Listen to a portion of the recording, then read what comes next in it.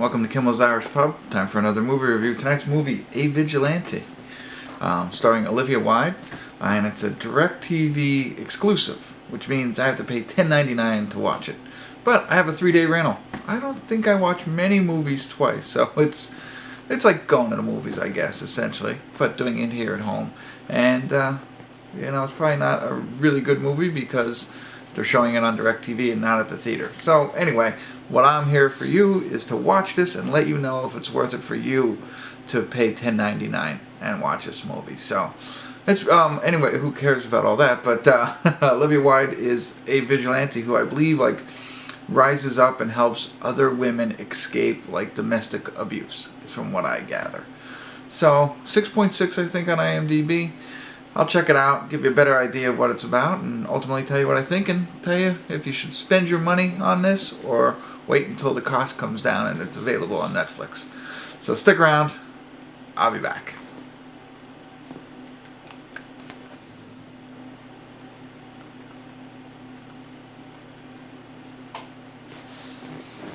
Hey everybody, we're at the credits of A Vigilante. Sorry, no check-ins. There was a point where I was going to check in, but there was only 30 minutes left, so I figured I'd let it play out.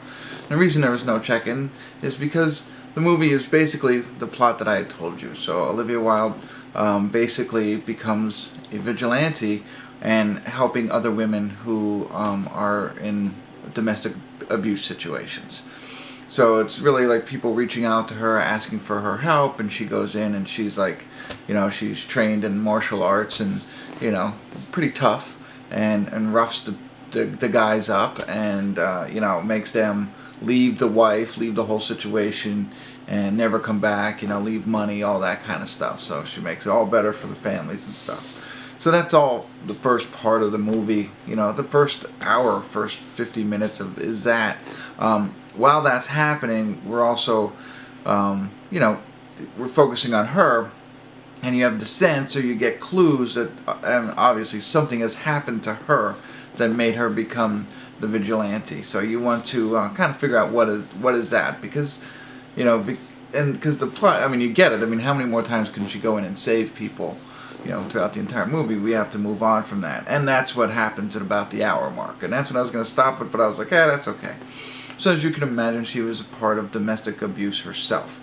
And that story I'll let you uncover if you watch this film. I'm not going to tell you all about that. But that plays a bigger role in the end of the film, the last 30 minutes. And it moves into that direction and covers that a little bit more in depth there. Some of the things, it's an hour and a half long, so it wasn't long at all. But I felt like they didn't even have enough for the hour and a half. And here's why. As I mentioned, they're following her throughout this vigilante thing. And there's a lot of sections or I don't know, frames, I don't know, whatever, of just her. So, sure, she meets with other women and discusses their issues and then, beats up people. Okay, that's all in there. But then there's parts where she's in her hotel room. And there's one part where she hears a song and freaks out, has a panic attack, and so you see all that. Then there's another part where she's just dancing to a song, and it's long periods. It's not a brief shot, it's long extended periods of her doing things like this. She has a map, she's working on a map and drawing things like that. She's doodling, and some of it is significant, and I understand that, but it was just so drawn out and long, it caught my attention that, they didn't have enough to tell this story in an hour and a half, I don't think. That's one of the criticisms. Overall, I do like the theme.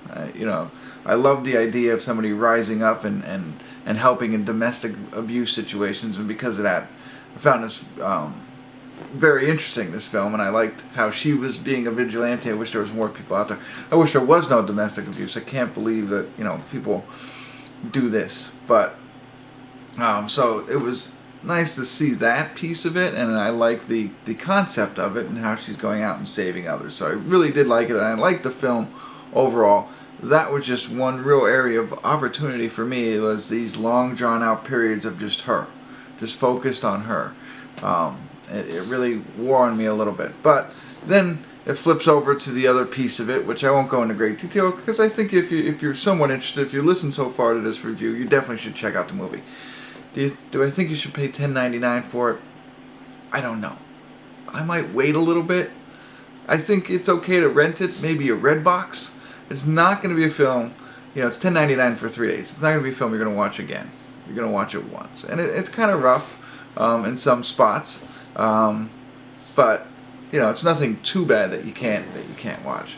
But I do think it's worth watching because of the theme and because of the plot line and everything like that. There's just that's really it. I think otherwise, I thought she did a great job. I think she's a pretty good actress, and she's really the only one that has any major role. Everybody else is just little pieces here and there, so you can't really judge their acting. One other piece of criticism, and then that's it, I'll let you go, was they do flashbacks. So it starts out her being a vigilante and helping somebody right off the bat. Great. And then she's in a help group talking to other people who've been abused. And while I'm watching it, I'm thinking, oh, this is like how she's figuring out who these women are and then going to help them.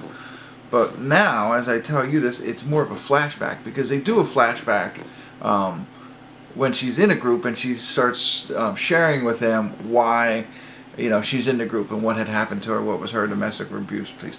So it kind of got a little bit, they don't do anything to signify that this is a flashback, because she's constantly wearing wigs and changing her hair as she does her vigilante. So it's not like, oh, okay, she has a little bit different hair here, maybe it's a flashback. No, you don't know. So that was one complaint I had.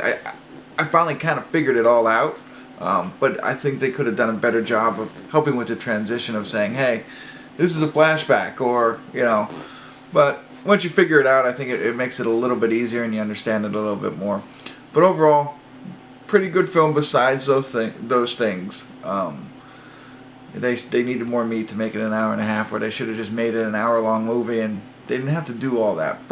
And to help with the flashbacks, otherwise, I think it's pretty good. Again, not to repeat myself, I wouldn't pay $10.99 for it again. I mean, I have to, but I'm trying to help you. I don't think you have to. I think you wait for Redbox, or you wait till the price comes down to like the $5.99 range, and then check it out, and it's definitely worth watching then. So, alright, that's enough. If you do end up watching it, I'd love to hear your comments. Let me know what you thought of the movie, what you thought of what we thought together, all that kind of stuff. Alright, I'm rambling. So, thanks for tuning in. Subscribe to my channel, Kimmel's Irish Pub.